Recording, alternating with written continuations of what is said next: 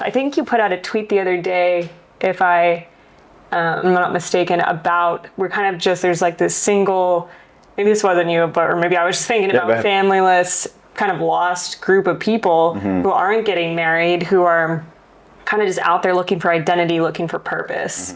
And I wonder if you could just kind of expand on that. Yeah, oh, man, all these ideas these are whole books right here.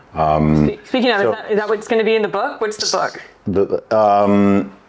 Yeah, it's going to cover a lot of the stuff I tweet about. It's going to be a massive expansion of it. Okay. So it's going to cover a lot of different topics. But yeah, let's talk about like the masculinity and the male-female dynamic, gender dynamics. So something that is happening, and I think something that's causing a lot of, something very obvious, like, is that there's a lot of identity crisis going on. Like millions of young people are literally confused about what gender they are, even if they know their gender. What is their role? What's their purpose, right? And I think that there have been multiple factors in this, from the breakdown of family to the loss of traditional religion to changes in technology to, like, there's so many factors at play here. But I think that a big issue that's happened with younger people, let's say mid to younger millennials and Gen Z and below that, is boys and girls and young men and women are being bombarded, not just with a lot of information, but a lot of very mixed messaging, right? So if you're a young man or a boy, you are simultaneously being told that you need to man up, but also masculinity is toxic, but also we need masculinity, but also masculinity doesn't really exist, but also gender is a social construct, but also women are strong and independent and don't need no man, but also women are not strong and independent and need a man. Yeah. And all, like before, if you were a man or you were a woman, so people can say before, if you were a man. Right, like in the past. Look, if before you had genders. Look, in the past, if you were a male or a female growing up in society,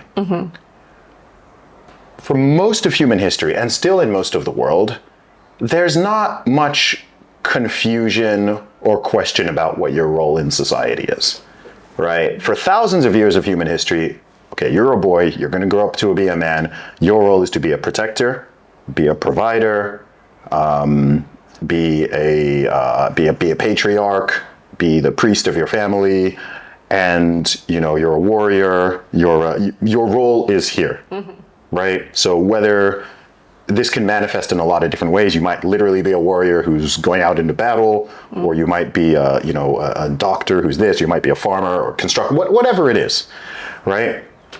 If you're a woman, your primary role is in the home. Right? Your number one role is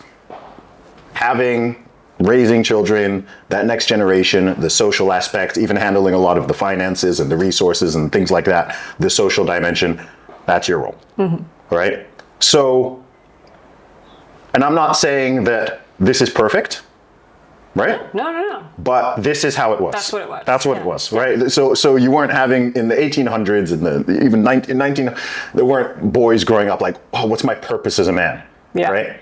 And also, based on these simple dynamics, what you would do to even attract the partner of the other sex was obvious, right? Yeah. So, okay, I need to get a good job. I need to be mentally and physically strong. I need to do these things, and I will attract a woman, right? And a woman is looking for those things, and a man is looking for a woman who's going to be a good wife and good mother to his future children and has these feminine qualities. Very clear, very simple. Everyone couples up, monogamous relationships, boom, simple, clean. It works. Now, that still exists. All those dynamics, that biology still exists. Men are still attracted to the exact same things we've been attracted to since forever.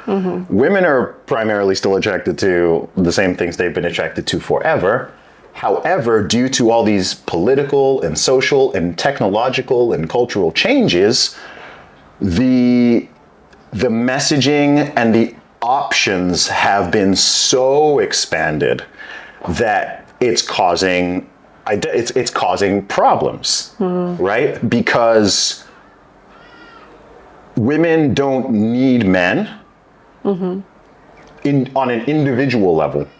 On a societal level, women absolutely need men, but on an individual level, like, you don't need a man to survive.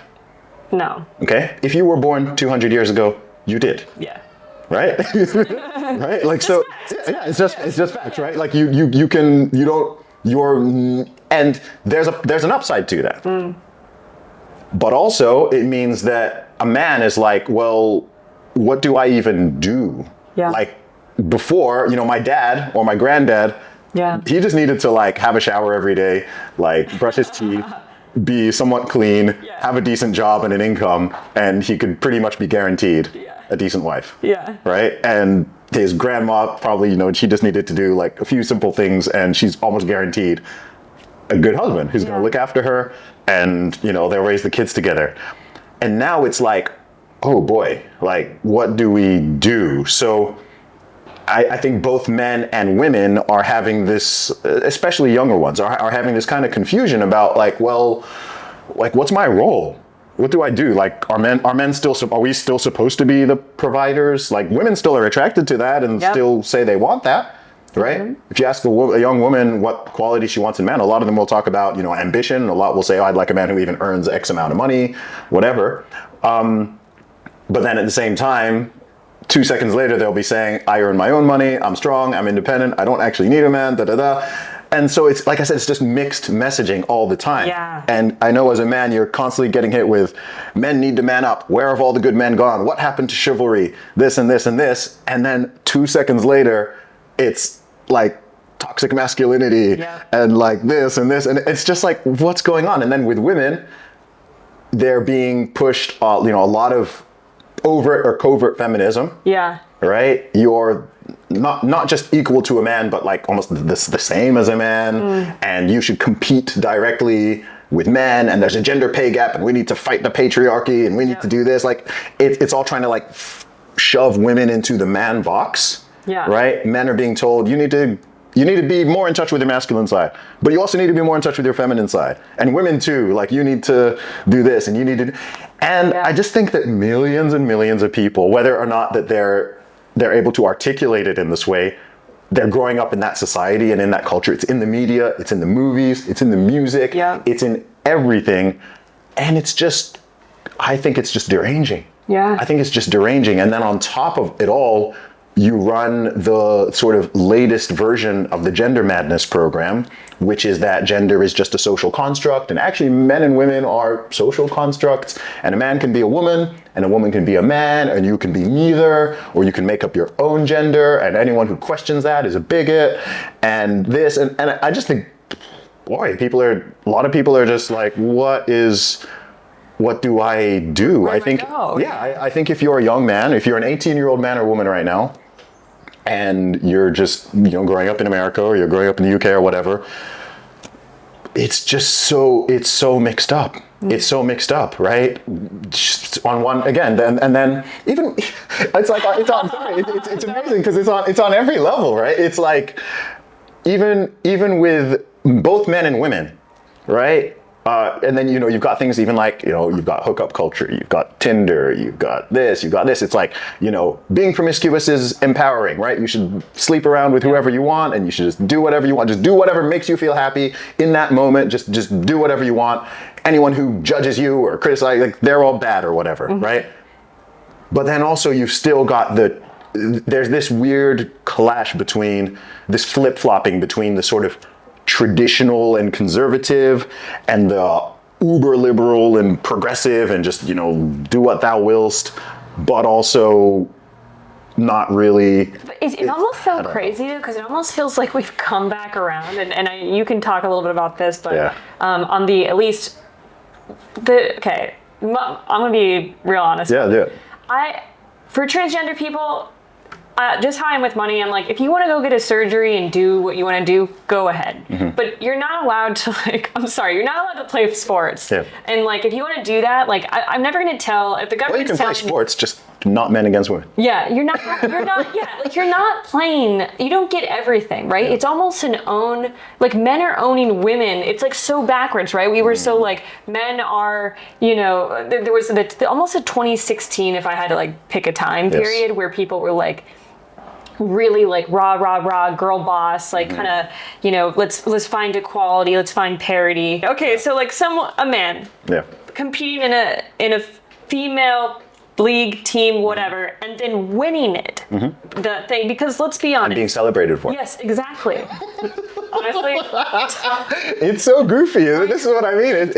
It's unbelievably goofy, and it's incredibly misogynistic. That's what I'm saying. It's misogynistic. It's so misogynistic. I get it, but like why they don't. There's a lot they don't see, and I'm not even trying to be super partisan here. Back around, like men are now owning women in women's sports. Yes, it's been decided implicitly by our societies that men who feel like women or who want to cosplay as women that their feelings take priority over the feelings and needs of actual women, and in the process, you are completely undermining all of the actual gender equality of opportunity and fairness that you had fought for all these decades to achieve.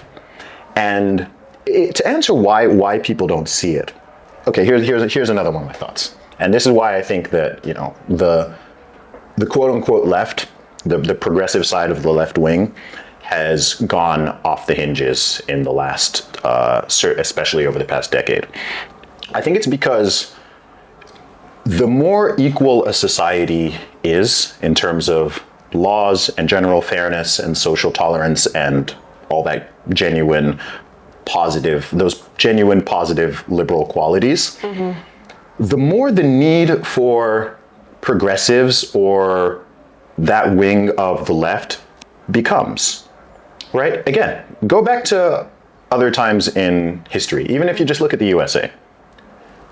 There was always a group that you could make a clear-cut case, both legally and socially, was discriminated against. Right? Rewind 100 years ago to 1923.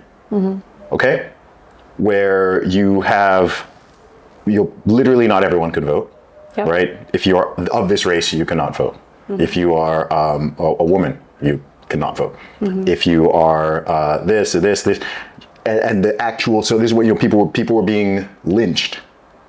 There was real racial violence. There was segregation. Hey, you can't drink at this water fountain if you're black. Hey, we're in South Africa right now. 1994, right? No, you can't be at this beach, right? This interaction. No, I can't be here in this room with you because we have different skin colors, and that's not that long ago. So on all these countries for all this time, like the progressives, the liberals had a genuine proper cause.